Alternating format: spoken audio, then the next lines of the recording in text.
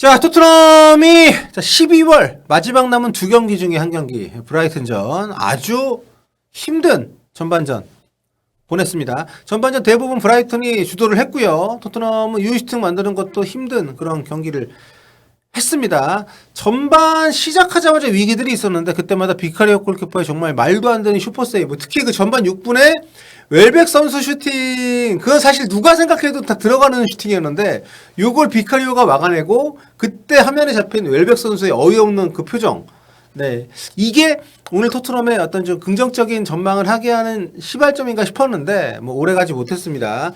전반에만 두 골을 내주면서 지금 상황이 상당히 좋지 않은 채로, 그리고 그 기회가 아예 없었던 것은 아닙니다. 전반 33분에 손흥민 선수하고 히샬리송 선수가 노마크 상황이 있었는데 존슨이 이걸 못 봤어요.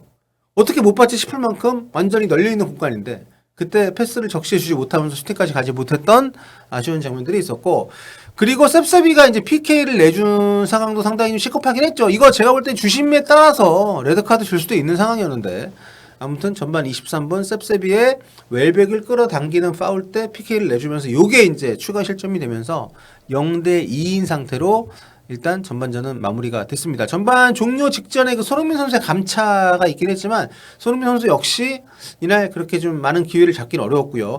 무엇보다 지금 센터백 조합이 데이비스하고 로얄입니다. 로메로가 지금 한 4, 5주 정도 부상으로 빠지는 상황이고, 그리고 그 앞에 있는 투미들에도 오늘 비수마 퇴장징계 때문에 못 나오고, 사르하고 호이베르 조합인데 이 두 선수가 특히 오늘 공격적으로 나가는 패스의 질이 워낙 안 좋다 보니까 전체적인 어떤 공격 빌드업 과정에 문제가 많았던 토트넘이고, 손흥민 선수도 생각만큼 많은 기회를 잡기는 어려웠던 그런 경기가 되고 말았습니다. 토트넘이 글쎄 후반전에 어떻게 변화를 줄지는 모르겠지만 손흥민 선수가 안쪽으로 들어와서 볼을 잡을 수 있는 기회가 많이 제한이 되어 있었기 때문에 이 부분에 좀 변화를 줘야 되지 않는 생각을 개인적으로 해보는데, 아무튼 전반에 콜레셉스키가 옐로 카드를 받으면서 콜레셉스키는 다음 경기 못 나옵니다. 본머스와의 내일 모레 경기 못 나옵니다. 이것도 토트넘 입장에서 굉장히 큰 타격입니다. 이런 희생까지 치르면서 이번 경기 하고 있는데 이 경기 승점 좀 따야 되는데 전반전만 봐도 쉽지 않습니다. 과연 후반전에 공격진 조합을 어떻게 운영을 하게 될지, 아니면 수비 쪽에 변화를 줄 것인지. 일단 벤치에 지금 힐, 다이어, 로셀소, 애슐리 필립스, 벨리스 이런 선수들이 있거든요.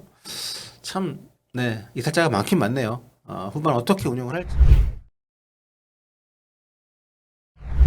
네, 토트넘이 브라이튼 원정, 네, 막판 정말 엄청난 공세를 퍼부으면서 두 골까지는 따라잡았습니다만 4골 차로 벌어졌던 승부를 원상복구하기에는 좀 무리였던 경기였던 것 같습니다.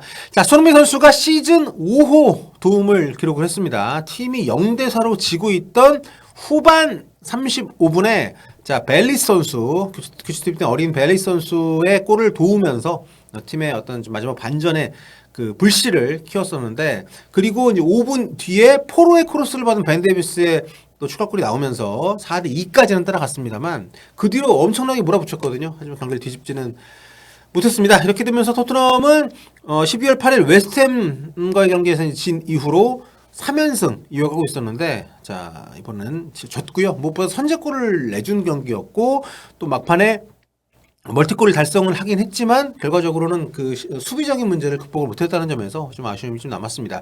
일단 로얄하고 데이비스 조합이 물론 이 선수들이 가진 어떤 기량을 최대한 발휘를 하긴 했지만 이거는 좀 역부족이었고, 무엇보다 지금 센터 쪽에 이제 비수마 선수가 퇴장으로 빠져 있는 상태에서 좀 이 스킵, 물론 스킵은 지금 수준이 아니지만 스킵 역시도 추가적인 부상이 발생을 했고 하면서 중원에 쓸 수 있는 가용자원의 폭이 너무 좁습니다. 벤탄코르도 아직 복귀를 안 했기 때문에. 그러니까 사르하고 호이비에르 조합이 확실히 수비하는 과정에서 노출이 좀 많이 됐고, 그리고 이제 공격 쪽에서도 이날은 좀 좋지 않았어요. 특히 저는 존슨이 아직 토트넘에서 주전감이 아니라고 보는데, 스피드 외에 판단력이나 또 볼을 놔주는 타이밍이나 전체적인 어떤 경기 흐름을 읽는 눈이나 이런 부분들에 너무 좀 아쉬움이 좀 있어서 이날도 패스를 좀 적시하지 못하면서 본인이 돌파를 한 이후에도 적절한 연결을 못 시켜줬는데, 그런 존슨, 최전방의 히샬리송 같은 경우에도 후반 시작하자마자 2번 골을 넣었지만 다 이게 옵사이드 취소가 되는 라인 브레이킹에 대한 어려운 부분들, 그리고 클로스스키에 대한 게 부진했죠. 뭐 PK도 내줬지만 전체적으로 좀 몸이 무거웠고 특히 이날 그 페널티킥 내주는 과정에서 옐로 카드를 받았어요. 이게 올 시즌 5번째 옐로 카드이기 때문에 클로스스키는 올해 마지막 경기인 본머스턴에 못 나오게 됩니다. 이런 여러 가지가 얽히면서 경기력이 더 떨어졌기 때문에 손흥민 선수도 결국에는 동료들하고 같이 이렇게 좀 맞물려서 돌아가는 과정 속에서 실수가 좀 없지 않았고, 근데 오히려 히샬리송을 빼고 손흥민 선수가 톱에 올라간 뒤로 토트넘 공격이 많이 살아났거든요. 그렇기 때문에 토트넘 입장에서는 이렇게 특히 브라이튼은 내려하는 팀이 아니잖아요. 이런 팀 상대로는 확실히 손흥민 톱이 낫다. 히샬리송 톱은 이런 팀을 상대로 할 때는 좋지 않다. 이걸 좀 재확인할 수 있는 경기가 아니었나 이런 생각이 듭니다. 자, 손흥민 선수 주요 기록 한번 살펴보겠습니다. 90분 풀타임 뛰었고요. 이날 추가 시간이 무려 10분이었습니다. 추가 시간 9분을 줬지만 지체된 시간 더해가지고 10분을 줬는데 정말 체력적으로 너무 힘들어 보이더라고요. 네, 또 90분 뛰면서 볼 터치 쉬운 2번, 슈팅이 이제 5번, 블록된 슈팅이 2번 있었고 빗나간 슈팅이 3번 있었고 유효 슈팅 없었습니다. 드리블을 1번 시도해서 성공을 했고요. 리커버리 6번, 패스 81% 성공률, 키패스 2번 있었습니다. 전체적으로 손흥민 선수가 볼을 잡을 수 있는 기회가 많이 제한이 되어 있었고 특히 이제 왼쪽 측면으로 선발 출전했고 나중에 이제 톱으로 올라간 이후에도 곧바로 이제 투톱 시제로 포스테코글루는 변화를 주면서 벨리스 선수를 위에 좀 남겨놓고 본인이 아래쪽으로 내려가서 플레이메이킹을 많이 좀 하려고 노력을 했어요. 아무튼 그런 상황 속에서 AI 평점은 뭐 잘 나왔습니다. 포트몹이 7.4, 후스코어드가 6.7, 소파스코어가 7.3. 팀이 졌고 공격수인데 골을 못 넣었던 걸 감안하면 상당히 좀 플레이에 많이 관여했다는 것을 간접적으로 느낄 수 있는 그런 부분이라고 보시면 될 것 같습니다. 자, 이번 시합에서 토트넘이 결국에 성과를 좀 못 냈죠. 시즌 5패째를 당했습니다. 11승 3무 5패.